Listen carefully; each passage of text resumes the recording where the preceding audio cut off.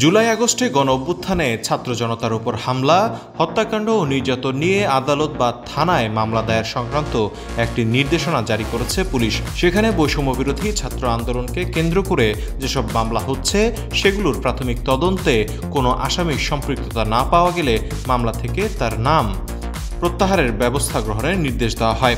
সেই সঙ্গে সঠিক তথ্য প্রমাণ ছাড়া এসব মামলায় কোনো সরকারি কর্মকর্তা-কর্মচারীকে গ্রেপ্তার করা যাবে না বলেও নির্দেশনা দিয়েছে পুলিশ। আর এতেই ক্ষোভ বেড়েছে দীর্ঘদিন ক্ষমতার বাইরে থাকা বিএনপির মধ্যে। দলটি মনে করছে পুলিশের এই নির্দেশনা সাম্প্রতিক ছাত্র আন্দোলন এবং আওয়ামী লীগের শাসনামলে বিগত 15 থেকে 16 বছরে গুম, খুন, অত্যাচার, নির্যাতনের শিকার নেতাকর্মী ও তাদের পরিবারকে মামলা করতে নিরুৎসাহিত করতে পারে। এই নির্দেশনার পর পুলিশও মামলা নিতে অনীহা দেখাতে পারে। পুলিশ ও প্রশাসনের দায়ী কর্মকর্তাদের রক্ষা করার উদ্দেশ্যে এই নির্দেশনা দেওয়া হয়েছে কিনা সেই শঙ্কাও তৈরি হয়েছে বিএনপিতে। দলটির নেতাকর্মীদের মতে 2009 সাল থেকে আওয়ামী লীগ সরকারের টানা 3 মেয়াদের শাসনামলে পুলিশ ও প্রশাসনের অধিকাংশ কর্মকর্তা পেশাদারিত্ব না দেখিয়ে দলীয় ক্যাডারের ভূমিকায় অবতীর্ণ হয়েছিলেন। এই সময় বিএনপি ও অঙ্গ সহযোগী সংগঠনের নেতাকর্মীদের বিরুদ্ধে মামলা, হামলা, অত্যাচার, নির্যাতন, গুম, খুনের ঘটনায় তারা সরাসরি জড়িত ছিলেন।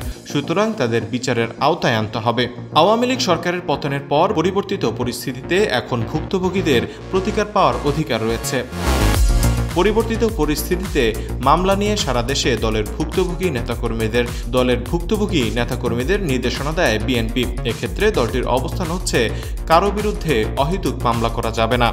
তবে দলের নেতাকর্মীদের ওপর নির্যাতন, নিপীড়ন, গুম, খুনে যারা জড়িত, তথ্য প্রমাণ, সাক্ষী সহ সংগঠিত উপায়ে তাদের বিরুদ্ধে মামলা করতে হবে। নির্দেশনা অনুযায়ী গুম, খুন, নির্যাতনের শিকার ভুক্তভোগী পরিবারগুলো ইতোমধ্যে দেশের বিভিন্ন জায়গায় মামলা করেছে।